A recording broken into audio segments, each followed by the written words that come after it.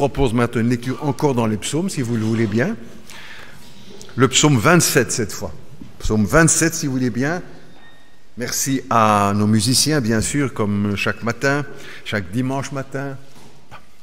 Le psaume 27, si vous le voulez bien, dans nos Bibles.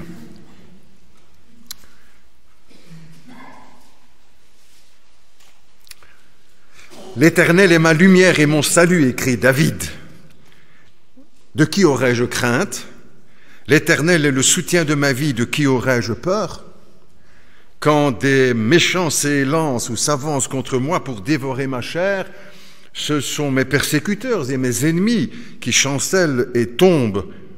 Si une armée se campait contre moi, mon cœur n'aurait aucune crainte, et si une guerre s'élevait contre moi, je serais malgré cela plein de confiance. Je demande une chose à l'Éternel, que je désire ardemment.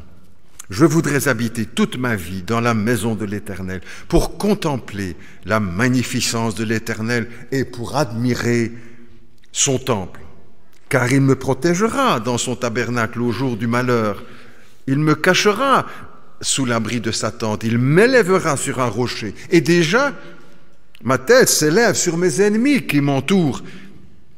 J'offrirai des sacrifices dans sa tente et au son de la trompette. Je chanterai, je célébrerai l'Éternel. Éternel, écoute ma voix. Je t'invoque, aie pitié de moi et exauce-moi. Mon cœur dit de ta part, cherchez ma face. Je cherche ta face, ô Éternel. Ne me cache pas ta face et ne repousse pas avec colère ton serviteur ou ta servante. Tu es mon secours. Ne me laisse pas, ne m'abandonne pas, Dieu de mon salut. Si mon père et ma mère m'abandonnent, l'Éternel me recueillera. Éternel, enseigne-moi ta voie, conduis-moi dans le sentier de la droiture à cause de mes ennemis. Ne me livre pas au bon plaisir de mes adversaires, car ils s'élèvent contre moi de faux témoins, des gens qui respirent la violence. Ah, si je n'étais pas sûr de voir la bonté de l'Éternel sur la terre des vivants, j'espère en l'Éternel. Fortifie-toi et que ton cœur s'affermisse. Espère en l'Éternel. Jusque-là, notre lecture, si vous le voulez, pour ce matin, avec cette parole encore de Jésus-Christ. Je suis la lumière du monde. Avec le livre des psaumes, nous plongeons en quelque sorte nos regards dans l'âme d'un serviteur de Dieu, de David ou d'autres, Salomon par exemple, ou Moïse encore, qui ont écrit plusieurs psaumes. Nous plongeons notre regard à l'intérieur d'un homme de Dieu. Et en quelque sorte, nous pourrions dire que le livre des psaumes ou les psaumes, ce sont comme des radioscopies ou des scanners de l'âme du croyant, l'âme du chrétien. Nous avons tous dans notre vie un aspect extérieur, ce que nous pouvons voir, et puis nous avons une réalité intérieure aussi. Ce matin, vous pouvez voir mon visage, mes gestes, mais pas l'état de mon âme. Avec les psaumes, on ouvre en quelque sorte l'intérieur du serviteur de Dieu. Nous connaissons David qui combat Goliath. Nous connaissons David qui pêche avec Bathsheba. David qui voulait construire le temple. Nous connaissons David qui fuit devant Saül. Nous connaissons le David du psaume 23. Mais l'intérieur de David, nous le découvrons dans les psaumes. Pas seulement le psaume 27, mais beaucoup d'autres également. Nous découvrons ses joies, ses peines, ses hésitations, ses maladies, puisqu'il parle aussi de ses peurs, sa foi, ses certitudes, ses supplications, son âme, l'être intérieur. Et nous sommes très étonnés aussi, parce que quand nous lisons ces choses, les psaumes en général, nous nous y retrouvons nous-mêmes. Nous y retrouvons nos joies, nos peines, nos inquiétudes, nos soucis, comme eux, parce que nous sommes de la même nature, de la même pâte. Les psaumes restent toujours pour cela aussi très modernes et d'actualité. parce que la Bible est une parole vivante. Les spécialistes dans ce psaume nous disent, les spécialistes nous proposent perçoivent le psaume divisé en 2 sections. Et les spécialistes y relèvent, entre guillemets aussi, des contradictions. Les 6 premiers versets parlent de la certitude, de la confiance du psalmiste, de ses affirmations, la proclamation d'une foi solide. « L'Éternel est ma lumière, je ne craindrai rien ». Et puis les 6 derniers versets semblent d'un autre acabit. Il parle là de ses peurs, de ses inquiétudes. On trouve là un David tourmenté, troublé, même inquiété par ses adversaires. Nous ne devons pas avoir peur des contradictions, chers amis, parce qu'elles font partie de la vie. Elles forment la vie. Notre vie à chacun est faite de contradictions. Notre société, l'homme aujourd'hui si fort, si intelligent, et en même temps si faible et si fragile. La vie chrétienne est pleine de contradictions. C'est quand je suis faible que je suis fort, dit l'apôtre Paul. C'est quand je suis faible que je suis fort. N'ayons pas peur des contradictions, souvent elles sont apparentes. Je vous donne quelques exemples pour mettre en évidence cela. Il y a quelques années, j'étais encore au boulevard Thiraud à l'époque, je descendais le dimanche avec la famille, j'avais ma belle-mère qui était venue ce dimanche, et on passait devant la gare, et en passant devant la gare, je vois un car magnifique, blanc, splendide, flambant neuf, j'aurais dit. Je dis, oh, regardez le beau car, le blanc. Et ma belle-mère à côté de moi dit, non, le noir. Mais non, je dis là, le blanc. Elle me dit, non, le noir. Pour me taquiner un petit peu. Nous avions tous les deux raison. Le car était de couleur blanche et le nom de l'exploitant, c'était Monsieur le Noir. Moi, je pensais à la couleur, elle pensait au nom. Nous parlions de la même chose. Contradiction, non? Non. On parle aujourd'hui d'autres exemples, n'est-ce pas? La lumière qui nous éclaire, il faut 2 pôles, un pôle négatif et un pôle positif, contradiction. Et si vous les mettez d'ailleurs ensemble, boum, coup de circuit. Et pourtant, c'est cette contradiction qui donne la lumière. En tout cas, l'éclairage artificiel. On parle aussi, les scientifiques parlent de lumière noire. Parce qu'en fait, ce sont des ondes. Une contradiction, non, une lumière noire. Ou encore la matière, n'est-ce pas? Cette matière visible et qui est faite d'atomes invisibles. Cette matière qui a l'air tellement solide, qui est en fait construite avec des particules immatérielles. Des contradictions. N'ayons pas peur d'une contradiction. L'Évangile est une contradiction. Dieu fait homme. Mais Dieu ne peut pas être un homme. Mais si. C'est l'Évangile, c'est Dieu qui s'est fait homme. La croix est une contradiction. Elle apparaît comme une grande défaite, et en fait c'est la plus grande des victoires sur le péché, sur le mal. La vie chrétienne est une contradiction dans son ensemble. C'est quand je suis mort à moi-même que je vis vraiment. Ou encore c'est quand je suis esclave du Christ que je suis libre. Oh.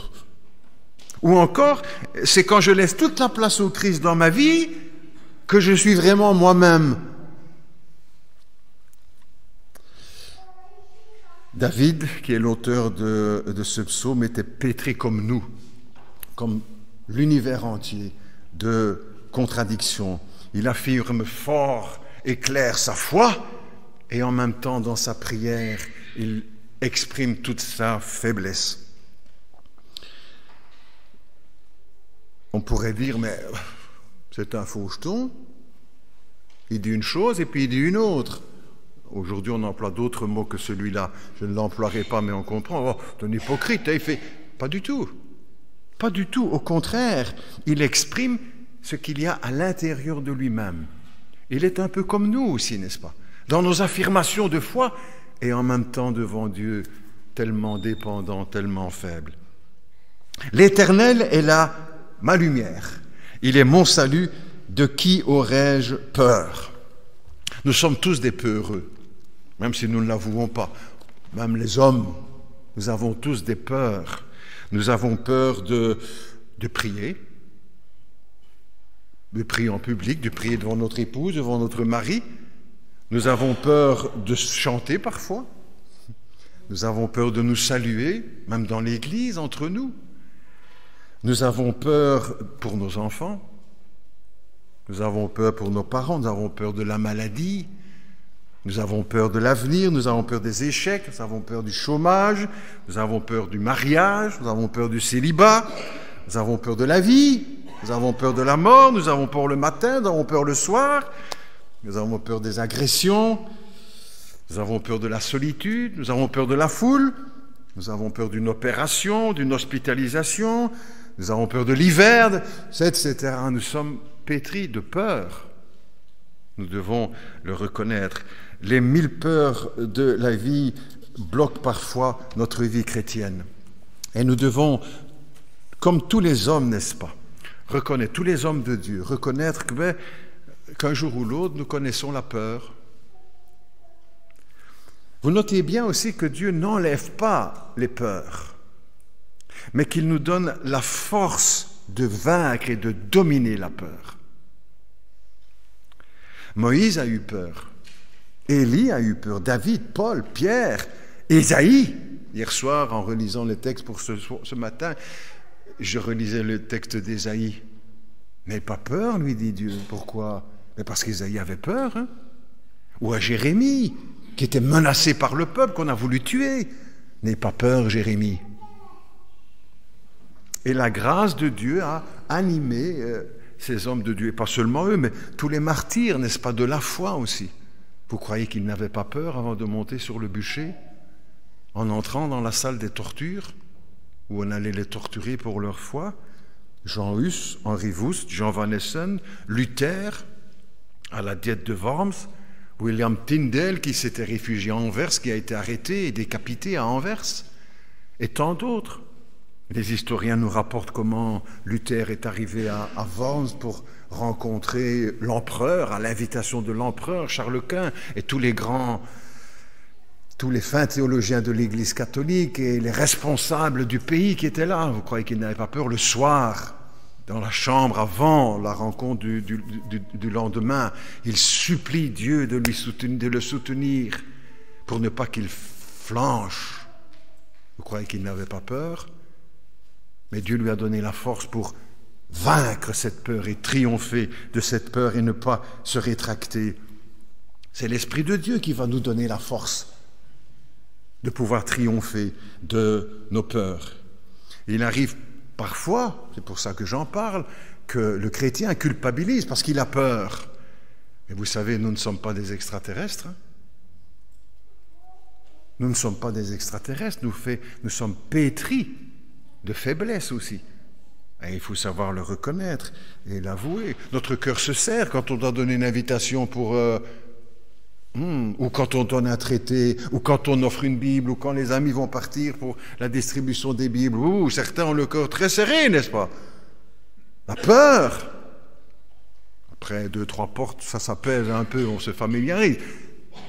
Il faut le reconnaître. Notre vie est aussi pétrie de la peur, et c'est normal, n'est-ce pas? À moins que la peur ne nous paralyse et qu'elle nous bloque. Ça, c'est autre chose. Certains pensent que la maturité spirituelle est atteinte quand on n'a plus peur de rien. Moi, je ne connais pas beaucoup de chrétiens, ni même de pasteurs, qui honnêtement peuvent vous dire, même pas peur. La maturité chrétienne, c'est lorsque je triomphe de ma peur par la foi en Jésus. Et que la peur ne m'arrête pas, ne me bloque pas dans ma progression et dans ma vie chrétienne. N'attendons pas ce moment suprême où nous n'aurons plus de crainte, ni de peur, ni de stress. Mais ne nous laissons pas bloquer, arrêter, freiner par la peur. Ce serait donner alors la victoire à l'adversaire. Vous savez, si Dieu nous ôtait les peurs, nos peurs aux uns et aux autres, il ne devrait jamais dire dans la parole « n'aie pas peur ». Or, il le dit souvent pour beaucoup de ses serviteurs et pour nous aussi. Ne crains pas. Mais avec cette exhortation, il nous donne aussi la force de triompher de la crainte par sa grâce. Vous connaissez cette histoire qu'on raconte, une histoire évangélique bien sûr, pour illustrer, de deux fermiers américains. Ils ont tous les deux des grandes propriétés, n'est-ce pas, comme là-bas au Texas, paraît-il, ou aux États-Unis. Et dans le fond de leur terrain, à tous les deux, de leur territoire, on va presque dire, coule un ruisseau. Et ça peut alimenter, abreuver les animaux. Mais ils ne s'entendent pas, les deux fermiers, Jim et Jack. Et à un moment donné, l'un d'entre eux va rouler une pierre sur le ruisseau. Et puis pendant un temps, plus d'eau.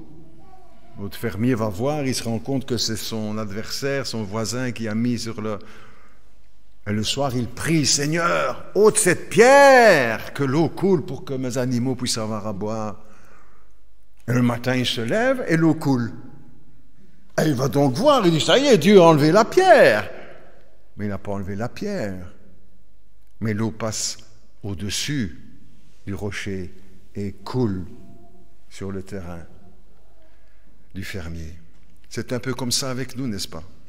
L'adversaire met des pierres dans notre ruisseau, le ruisseau de notre vie. Et nous prions pour que Dieu enlève ceci et cela, tel problème. Et c'est pas comme ça que Dieu va nécessairement agir. C'est par sa grâce qu'il va couvrir et passer au-dessus du problème. L'apôtre Paul, avait prié aussi de cette façon, vous connaissez. Il était malade, il était souffrant, et il a prié 3 fois au Seigneur, lui demandant « Enlève cette écharpe de ma chair ». Il souffrait d'une maladie, probablement des yeux, il y a certains textes qui y font allusion. « Enlève la maladie, enlève les problèmes, enlève le... » Et Dieu lui dit « Mais ma grâce te suffit. » La grâce va passer au-dessus de tes problèmes et de tes difficultés. David continue. « Mon cœur dit de ta part, cherchez ma face. Eh bien, je cherche ta face, Seigneur. » Nous cherchons tous beaucoup de choses. Les hommes cherchent beaucoup de choses. Certains cherchent un emploi. Certains cherchent une compagne, une épouse, un compagnon, un conjoint. Certains cherchent une maison, d'autres cherchent du pétrole. D'autres des idées, d'autres de l'uranium, cherchent. D'autres cherchent la gloire, d'autres cherchent la fortune. David dit, je cherche ta face, ô Éternel. C'est un hébraïsme, comme on dit, une expression qu'on trouve très souvent dans les textes hébreux. Chercher la face, ça veut dire chercher Dieu, chercher sa présence, chercher sa communion. Et on pourrait dire que c'est là presque la définition de la vie chrétienne, c'est vivre dans la communion avec Dieu, c'est vivre devant la face de Dieu, devant le Seigneur à tout moment, à tout instant. C'est un peu ce que signifie cette expression. Et dans le Nouveau Testament, nous retrouvons aussi cette pensée. L'apôtre Paul qui écrira « Dieu nous appelle à la communion de son Fils bien-aimé » pour voir sa face, pour être devant sa face, pour être en communion avec le Seigneur. Et ce psaume ainsi nous fait rebondir déjà dans le Nouveau Testament et nous pousse vers Jésus-Christ. Pourquoi? Parce que lui, il va oser dire « Je suis la lumière du monde ». Le psalmiste disait « L'Éternel est ma lumière ». Le grand David dira « L'Éternel est ma lumière ». Mais Jésus vient et il dit « Je suis la lumière du monde, et celui qui me suit ne marchera pas dans les ténèbres, mais il aura la lumière de la vie. » Et cette parole du Christ, bien sûr, fait écho à ce psaume. L'Éternel est ma lumière. Et en quelque sorte, quand Jésus parle de la sorte, il réclame pour lui la divinité. La divinité. Jésus parle comme celui qui est Dieu, qui est la lumière. Au peuple d'Israël et au monde, il se présente comme le Dieu qui s'est révélé à Moïse, à David, à Ésaïe, et maintenant manifesté en chair en la personne de Jésus-Christ. Moi, dit Jésus, je suis la lumière du monde. Vous savez, on parle aujourd'hui beaucoup des comparaisons entre les religions et que c'est le projet du gouvernement, en tout cas du ministre de l'Éducation chargé. Il faudrait aujourd'hui des cours communs avec toutes les religions, etc., et cours de philosophie également. C'est très bien, on peut comparer. Bouddha n'a jamais osé dire ou parler comme le Christ, je suis la lumière du monde. Bouddha n'a jamais osé dire ça ou prétendu à la divinité, ni Confucius, ni Baha'u'llah, le prophète de Baha'í, ni le Dalai Lama, ni personne n'a osé jamais parler de cette façon.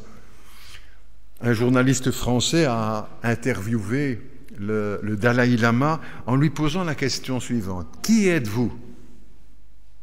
Qui êtes-vous? Et il a répondu ceci. Certains me considèrent comme un joyau, le Dieu vivant. Pour d'autres, je suis un leader pacifique et pour d'autres encore, je suis le diable. Les Chinois m'appellent le loup en robe de moine. Mais je suis seulement un être humain, moine bouddhiste, accidentellement tibétain.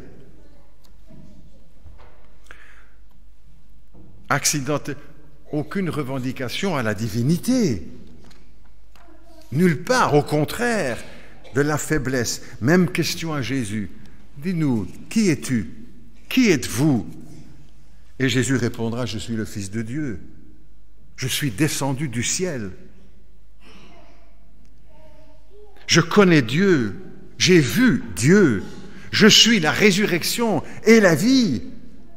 Les réponses du Seigneur à cette question, si vous ne croyez pas ce que je suis, vous mourrez dans vos péchés. L'apôtre Paul écrira en s'adressant aux chrétiens de Colosse, en Jésus-Christ habite corporellement toute la plénitude de la divinité. C'est ainsi bien qu'il s'est présenté. La présence de Dieu au milieu des hommes.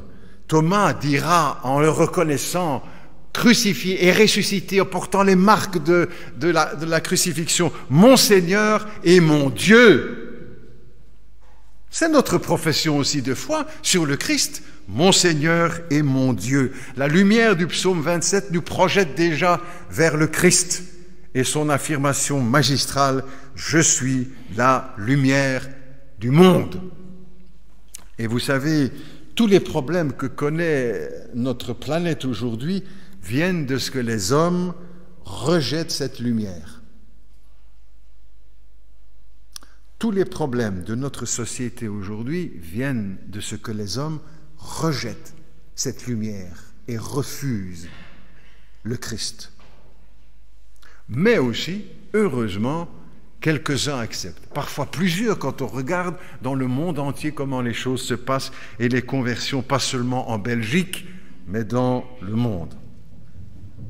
Le psaume nous projette aussi pour rebondir dans le Nouveau Testament avec cette parole du psalmiste quand il dit « Je désire une seule chose, je voudrais habiter toute ma vie dans la maison de l'Éternel pour contempler sa magnificence et admirer son temple. » C'est ce que le psalmiste souhaitait, c'est ce que David souhaitait, être dans la présence de l'Éternel tout le temps, dans le temple, jour et nuit. Depuis la venue de Jésus-Christ, il n'y a plus de temple en briques ou en béton ou en or. Le temple de Dieu, c'est le corps du chrétien. C'est là que Dieu fait sa demeure. C'est là que Dieu veut demeurer, dans le cœur de tout homme. L'apôtre Paul écrira aux Corinthiens qu'il avait oublié aux chrétiens de Corinthe. Ne savez-vous pas que vous êtes le temple du Saint-Esprit et que Dieu habite en vous? Les chrétiens de Corinthe avaient oublié que la véritable maison de Dieu, c'est notre vie, c'est notre corps. C'est là que Dieu fait sa demeure. Et c'est pour cette raison que nous trouvons ce texte, Jésus qui dit « Je me tiens à la porte et je frappe. Si quelqu'un entend et ouvre, j'entrerai. Il ne frappe pas à la porte de notre église, il frappe à la porte de notre cœur, parce que c'est là qu'il veut habiter en chacun de nous. Le vrai temple où Dieu habite, c'est notre cœur, c'est notre vie. Et le culte véritable que l'on rend au Seigneur, ce n'est pas seulement dans nos murs ici le dimanche matin entre 10h et 11h30, mais à chaque instant, dans notre corps, 24 heures sur 24, puisque nous sommes le temple du Seigneur. Chaque semaine, notre temple est nettoyé pour que tout soit propre, mais aussi le temple dans lequel le Seigneur habite, dans notre cœur, il faut qu'il soit propre aussi, tous les jours, 24 heures sur 24. C'est ça, la véritable vie chrétienne. C'est là le véritable temple du Seigneur, dans notre cœur et dans notre vie à chacun. L'apôtre Paul, quand il est à Athènes, et qu'il prêche l'évangile devant les philosophes d'Athènes, dans Acte 17, comme cela nous est rapporté, il dira à un certain moment, « Le Dieu qui a fait le monde et tout ce qui s'y trouve, étant le Seigneur du ciel et de la terre, n'habite pas dans des temples faits de mains d'hommes. »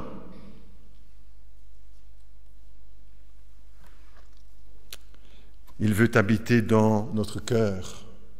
Et c'est là, en quelque sorte, que la prière de David est exaucée, mais à l'envers, en quelque sorte. Ce n'est pas à nous de rester tout le temps ici, dans le temple du Seigneur pour contempler. Mais c'est le Seigneur qui vient habiter en nous en permanence. Et ça, David n'aurait jamais osé le demander. Viens habiter dans mon cœur et demeure dans mon cœur pour toujours.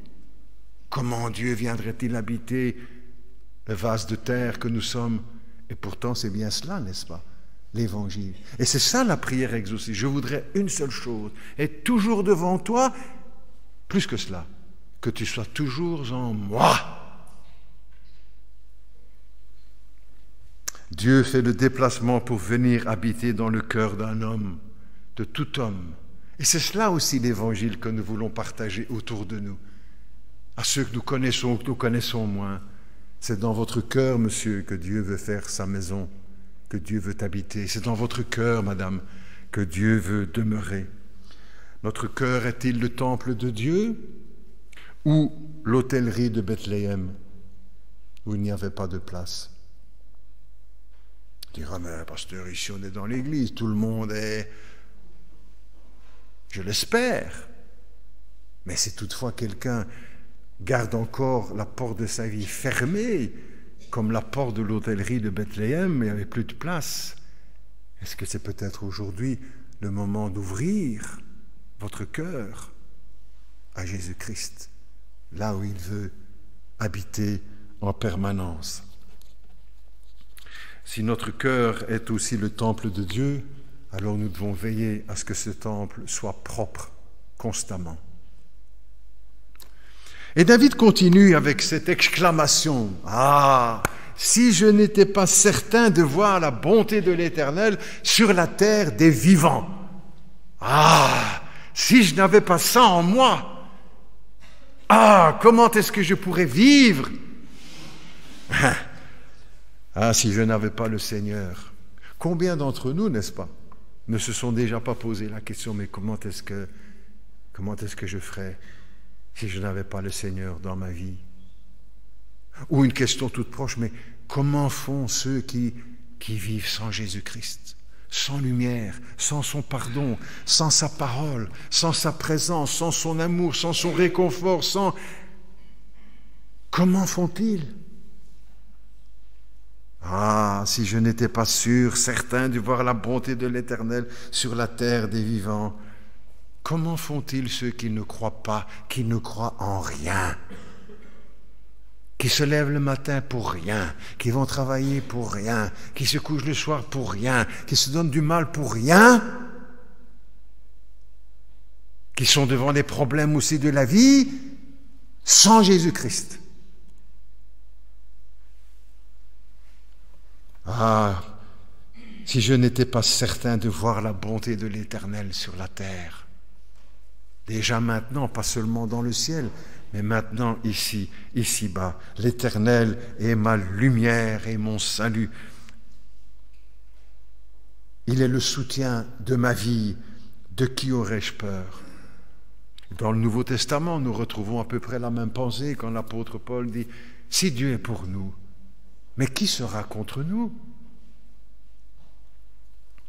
Le psalmiste termine son exhortation, sa prière en quelque sorte, avec comme une exhortation de Dieu vers lui et vers nous, vers toi et moi, qui avions mis notre confiance en Dieu. Espère en l'Éternel. Espère en l'Éternel. Fortifie-toi, fortifie ton cœur, que ton cœur s'affermisse. Espère en l'Éternel. Peut-être que ce matin encore, nous avons les uns et les autres ce rocher dans le ruisseau de notre vie et que nous attendons que l'eau monte pour pouvoir couvrir un peu cet obstacle. Espère. Je le dis pour vous, je le dis pour moi. Espère en l'Éternel. Fortifie-toi. Fortifie-toi. Prends de la force. Fortifie-toi et que ton cœur s'affermisse. Espère en l'Éternel. Prions ensemble, si vous le voulez maintenant. Notre Dieu, notre Père, nous te remercions. Nous commençons notre prière avec des remerciements, la louange, bien sûr, pour Jésus-Christ, notre lumière, la lumière du monde. Parce que nous pouvons dire comme David, l'Éternel est ma lumière et mon salut. Jésus-Christ est ma lumière et mon salut. Père céleste, merci pour la lumière que le Seigneur jette dans nos vies. Même si nous ne voyons pas tout et que nous ne comprenons pas tout, merci pour la lumière qu'il nous donne. Aujourd'hui, hier, depuis tant d'années que nous sommes à lui, et parce qu'il continuera encore de faire de même. Merci pour ta lumière dans ma vie, au milieu d'un monde qui avance de plus en plus dans des ténèbres. Les ténèbres de plus en plus sombres. Père céleste, merci pour la lumière, pour Jésus-Christ. Merci pour la lumière de sa parole. Ta parole est une lumière à mes pieds, une lampe sur mon sentier. Même si nous ne voyons pas toute la route jusqu'au bout de notre chemin. Père céleste, nous te prions pour que tu fortifies notre cœur, pour que nous puissions faire face à toutes les peurs de notre vie. Ici, nous tous rassemblés, avec nos craintes, nos inquiétudes pour ceci, cela, 1000 peurs. Seigneur, fortifie notre cœur. Que ta grâce couvre ces inquiétudes, Père céleste. Que l'Esprit Saint couvre ces inquiétudes, ces problèmes, ces soucis, ces tracas, ces maladies, Père céleste, nous te prions aussi pour te remercier parce que tu daignes habiter dans nos cœurs, au milieu de notre faiblesse. Merci, Père céleste.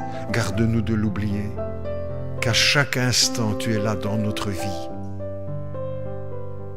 Permets que cette habitation où tu daignes t'arrêter, que cette habitation soit propre, que notre temple, que mon temple soit propre, 24 heures sur 24. Père céleste, pour chacun de nous, nous pouvons faire chacun dans notre cœur cette prière aussi maintenant. Père céleste, que le temple de mon cœur, de ma vie soit propre, constamment, 24 heures sur 24, et tous les jours de l'année, parce que c'est là que tu habites et que tu es un Dieu 3 fois saint. Père céleste, nous voulons aussi continuer d'espérer en toi. Il y a bien des choses peut-être qui nous feraient désespérer, mais nous espérons en toi. Comme tu nous exhortes dans ce psaume, espère en l'Éternel. Seigneur, que chacun nous puissions prendre cette parole pour nous et moi avec les autres. Espère en l'Éternel. Fortifie-toi. fortifie-toi et que ton cœur s'affermisse et que notre cœur s'affermisse et que mon cœur s'affermisse. Espère en l'Éternel. Nous t'adressons notre prière dans le nom de Jésus, notre Seigneur. Amen.